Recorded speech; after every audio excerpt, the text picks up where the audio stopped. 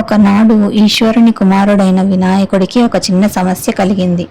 అదేమంటే తన పొట్ట లావుగా అవుతూ ఉండడం వలన బరువెక్కి చివరకు బొజ్జ కూడా ఏర్పడింది. ఆ కారణంగా కాస్త ఆయాసంతో బాధపడసాగాడు.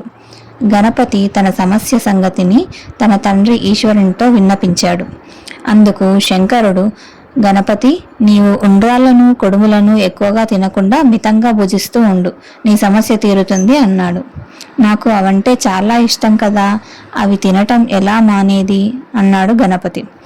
అలా అయితే నీ ఇష్టం, నీ బాధ నువ్వు పడు అని శంకరుడు ఊరుకున్నాడు. అక్కడే ఉండి వారి సంభాషణ విన్న ఎలుక గణపతితో, స్వామి, నేనొక ఉపాయం చెబుతాను, మీ సమస్యకు పరిష్కారం కలుగుతుంది అన్నది. ఎలుక వాహనమా, నీ పరిష్కారం చెప్పు ఆత్రంగా అన్నాడు గణపతి. అప్పుడు ఎలుక, ఇప్పట్లో ఎవరికైనా నడక అవసరం అంటున్నారు భూలోకంలో డాక్టర్లు. ప్రజలు ప్రతిదినం 3 కిలోమీటర్ల దూరం నడుస్తూ ఉంటే ఏ రోగాలు దగ్గరికి రావంట. మరి మీరు కూడా వాకింగ్ చేయడం మంచిది అన్నది. నీవు చెప్పింది బాగానే ఉంది, రేపటి నుంచి వాకింగ్ చేస్తాను, అయితే నాతో పాటు నువ్వు కూడా రావాలి సుమి అన్నాడు గణపతి. అందుకు ఎలుక సరేనని అన్నది. నీ బరువైన శరీరాన్ని నేను రోజూ మోయలేక చస్తున్నాను, మరి నేనెంత బాధపడాలో నీవే ఆలోచించు స్వామి అన్నది. అవును, నీకు కూడా బరువు బాధ తగ్గుతుందిలే అన్నాడు గణపతి. మర్నాడు ఉదయమే ఎలుకను పిలుచుకొని బరువైన బొజ్జను ఊపుకుంటూ వాకింగ్కి వెళ్తారు గణపతి, ఎలుక. వారు వెళ్ళాలనుకున్నంత దూరం వెళ్ళి నిలబడ్డారు. బొజ్జ బరువుతో గణపతికి ఆయాసం కలిగింది. ఇక అక్కడే కూర్చొని చుట్టూ చూశారు. వాన బాగానే పడినట్టుంది. వాగులు, వంకలు, బావులు నీటితో నిండి ఉన్నాయి. చల్లని గాలి వీచటంతో ఆహ్లాదకరంగా అనిపించింది. వినాయక చవితి పండుగ వస్తే నా రూపంతో విగ్రహాలను తయారు చేయించి చాలా ఊర్లలోని బావులలో, చిన్న పెద్ద నదులలో వదిలిపెడతారు ప్రజలు.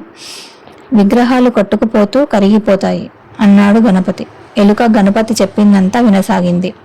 ఆ తర్వాత వెనక్కి తిరిగి వచ్చారు. మర్నాడు కూడా వెళ్ళారు. అదేవిధంగా రోజూ వెళ్ళసాగారు. చివరకు గణపతికి పొట్ట లావు తగ్గసాగింది. ఆయాసం కూడా తగ్గసాగింది.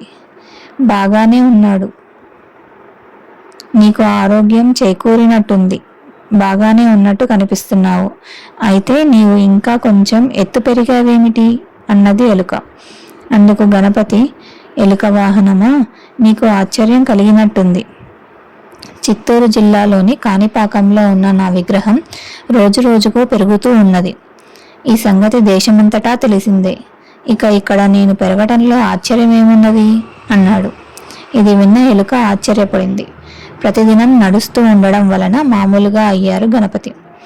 ఆ విధంగా గణపతి సమస్య తీరింది. గణపతి చాలా సంతోషించడమే కాక గణపతి బొజ్జ తగ్గినందుకు ఎలుక కూడా చాలా సంతోషించింది. కథ కనుక మీకు నచ్చినట్టయితే లైక్ చేయండి, షేర్ చేయండి, కామెంట్ చేయండి. మరిన్ని మంచి మంచి కథల కోసం నా ఛానల్ సబ్స్క్రైబ్ చేయండి.